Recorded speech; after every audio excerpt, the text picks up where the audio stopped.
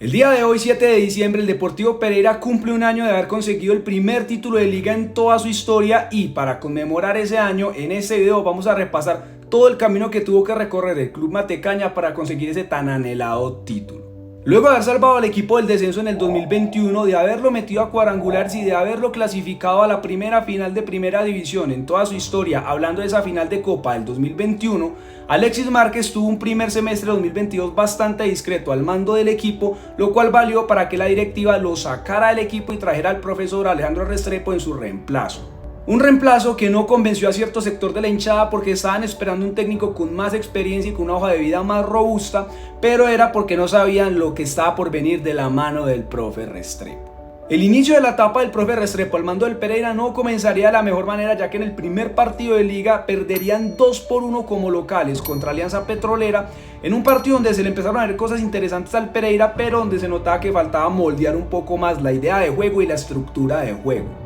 Algo que mejoró el equipo en las siguientes dos jornadas, donde consiguió triunfos ante Patriotas y Deportivo Cali bastante importantes para enderezar el inicio de la liga, y donde se comenzaron a ver pinceladas de lo que quería implementar como idea de juego en el equipo el profe Alejandro Restrepo. Después de las dos victorias contra Cali y contra Patriotas, llegaron dos derrotas seguidas contra Santa Fe y contra Once Caldas, y posterior a eso llegó una victoria muy importante en calidad de visitante contra Jaguares. Sin embargo, estos resultados hicieron que el Pereira se bajara de los 8 y no estuviera clasificándose en esos momentos del torneo. Esas dos derrotas y el triunfo contra Jaguares le ayudaron al profe Restrepo para estructurar y saber qué jugadores estaban para jugar de titulares y cuáles no, y saber de ahí en adelante cuál iba a ser el equipo que iba a afrontar el resto del torneo. Y tal fue así que después de eso el Pereira tuvo un invicto de 6 jornadas, de los cuales empató 4 partidos y ganó otros 2, que le sirvieron para recuperar su puesto en los 8 que había perdido tras esa seguidilla de 3 derrotas. Después del invicto aparecería el Medellín, que frenaría en seco al Pereira ganándole 2-1 como local. Sin embargo, esto no mataría las ilusiones del Club Matecaña, porque en la siguiente jornada ganaría 3-1 como visitante contra el Tolima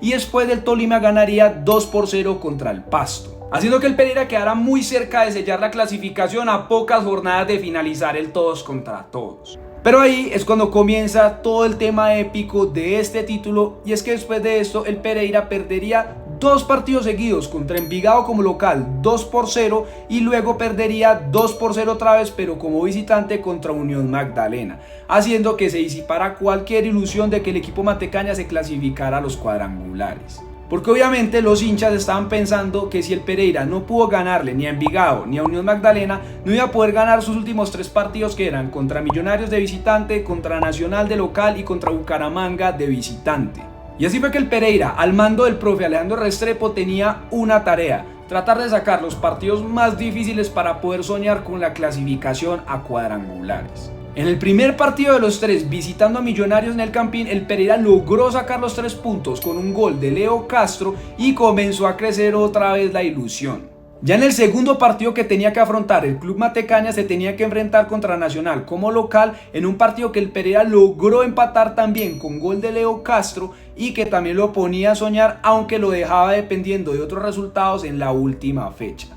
Pero como estamos hablando del título del Pereira y estamos hablando de magia, en la última fecha el Pereira logró ganar el Bucaramanga 3-1, y en los otros partidos eran los resultados necesarios para que el Pereira se clasificara a esos cuadrangulares del segundo semestre del 2022. Obviamente esto llenó de muchísima ilusión a los hinchas matecañas, que estaban soñando con una posible final, o incluso, ¿por qué no?, soñando un poco más allá con su primer título. Pero las cosas se volvieron a complicar después del sorteo de los cuadrangulares, cuando al Pereira le tocó el famoso grupo de la muerte con Millonarios, Santa Fe y Junior, y muchos periodistas e hinchas de otros equipos ya estaban diciendo que el Pereira lo único que iba a hacer en el grupo era regalar puntos y que no sabían qué hacía compitiendo ahí. Pero el Pereira estaba listo para callar bocas y nada más en el primer partido dio uno de los mejores partidos de todo el semestre, y además consiguió sus primeros 3 puntos para empezar con pie derecho esta hazaña. Ya que en ese primer partido el Pereira le ganó 4-3 como local al Junior, en un partido muy épico que tuvo la expulsión de Viera, que tuvo gol de Leo Castro, que tuvo gol de Johnny Vázquez al minuto 90+9,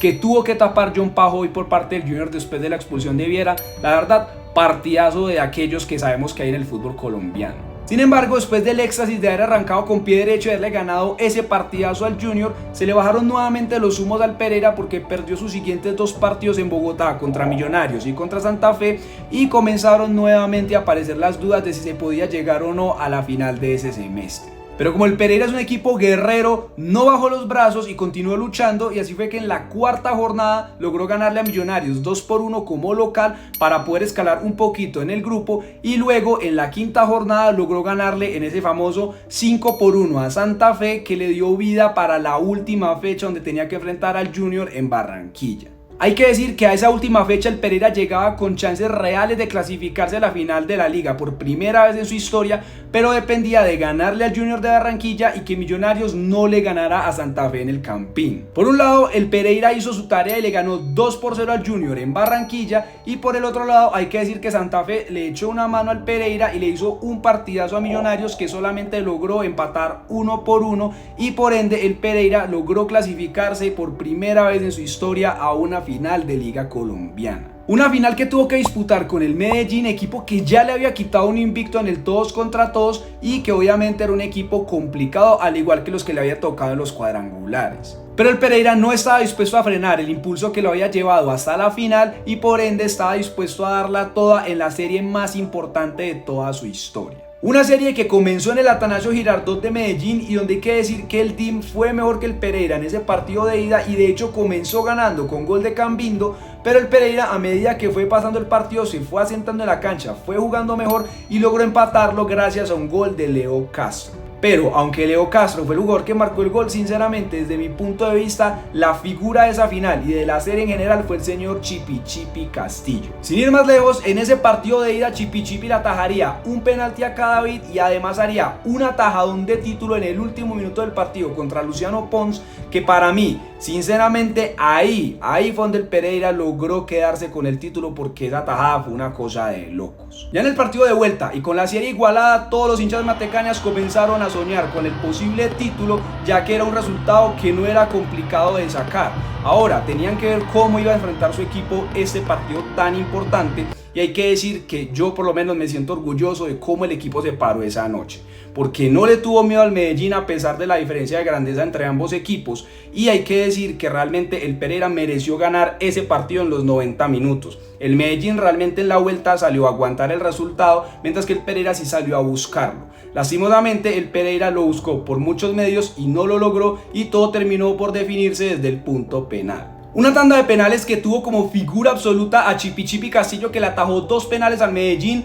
uno a Cadavid y otro a Regui, mientras que por el lado del Pereira solamente fallaría Carlos Ramírez, algo sorpresivo porque era el cobrador de penales oficial del equipo, pero no pasaría nada porque con el 5º penal de Leider Berrío el Pereira se coronaría como campeón de Liga Colombiana por primera vez en toda su historia.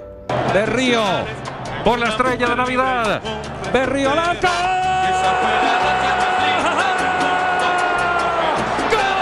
Ese gol, más allá de significar un título para el Pereira, significó un desahogo para toda la hinchada matecaña que venía esperando este momento ya desde hace muchos años, porque se aguantaron malos tratos, se aguantaron descensos, se aguantaron muchísimas cosas y por fin se vio recompensado el año pasado, y es por eso que hoy, 7 de diciembre, quería hacer este pequeño homenaje para que todos recuerden ese día donde todos fuimos felices. Y por eso desde aquí les digo, muchachos, feliz 7 de diciembre a todos los hinchas del Pereira. No se preocupen, que yo sé que van a venir cosas también muy buenas en el futuro, y no se desesperen, que todo es con paciencia y ya saben lo que es celebrar un título, y esperen que este no va a ser el último. Así que parceros, si les gustó el video denle like, suscríbanse, comenten, que voy a estar aquí activo en YouTube, voy a estar subiendo más videitos constantemente, así que no se lo pierdan, y la buena, muchachos.